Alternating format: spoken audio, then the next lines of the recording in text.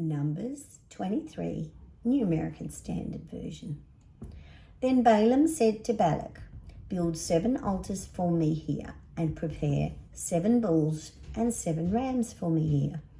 Balak did just as Balaam had spoken, and Balak and Balaam offered up a bull and a ram on each altar. Then Balaam said to Balak, "Stand beside your burnt offering, and I will go. Perhaps the Lord will come to meet me, and whatever he shows me, I will tell you." So he went to a bare hill. Now God met with Balaam, and he said to him, "I have set up the 7 altars, and I have offered up a bull and a ram on each altar."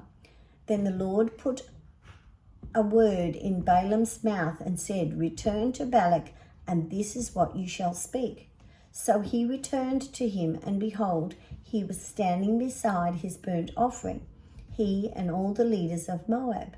And he took up his discourse and said, From Aram Balak has brought me, Moab king from the mountains of the east, saying, Come declare Jacob cursed for me, and come curse Israel.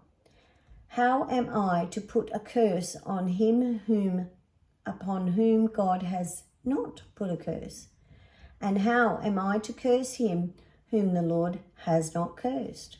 For I see him from the top of the rocks, and I look at him from the hills.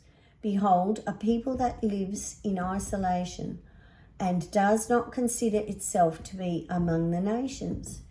Who has counted the dust of Jacob, or the number of the 4th part of Israel? May I die the death of the upright, and may my end be like his. Then Balak said to Balaam, What have you done to me? I took you to put a curse on my enemies, but behold, you have actually blessed them. He replied, Must I not be careful to speak what the Lord puts in my mouth? Then Balak said to him, Please come with me to another place from where you may see them, although you will only see the extreme end of them, and you will not see all of them, and put a curse on them for me from there. So he took him to the field of Zophrim, to the top of Pisgah, and he built 7 altars and offered a bull and a ram on each. Then he said to Balak, Stand here beside your burnt offering, while I myself meet the Lord over there. Then the Lord met Balaam and put a word in his mouth and said, Return to Balak, and this is what you shall speak. So he came to him, and behold, he was standing beside his burnt offering, and the leaders of Moab with him.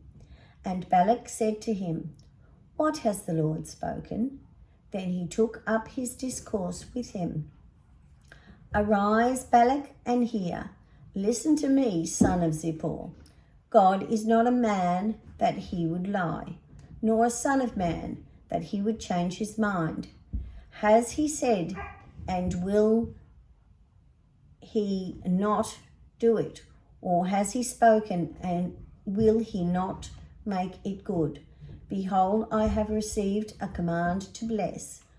When he has blessed, I cannot revoke it. He has not looked at misfortune in Jacob, nor has he seen trouble in Israel. The Lord his God is with him, and the joyful shout of the king is among them. God brings them out to Egypt. He is for them like the horns of the wild ox, for there is no magic curse against Jacob, nor is there any divination against Israel. At the proper time it shall be said to Jacob and to Israel what God has done. Behold, a people rises like a lioness, and like a lion it raises itself. It will not lie down until it devours the prey and drinks the blood of those slain. Then Balak said to Balaam, Do not curse them at all, nor bless them at all. But Balaam replied to Balak, Did I not tell you whatever the Lord speaks I must do? Then Balak said to Balaam, "Please come. I will take you to another place. Perhaps it will be agreeable with God that you curse them for me there."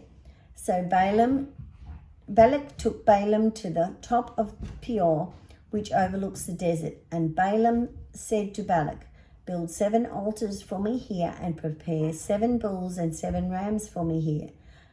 Balak did just as Balaam had said and offered up a bull and a ram on each altar.